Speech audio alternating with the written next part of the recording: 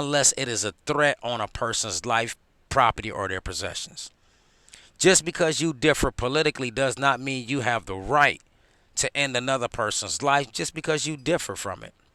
Now, as I say that, my heart and positive and healing energy goes out to Donald Trump's family and his friends because he does has a young son, and I'm pretty sure his young son is terrified and worried about him, even his wife and his other elder children.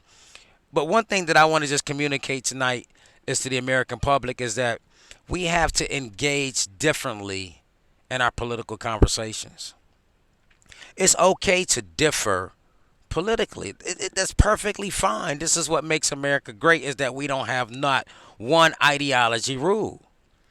Right? This is the beauty of America. Just recently, I did a YouTube short on how in North Korea they executed 30 teenagers for watching South Korean news.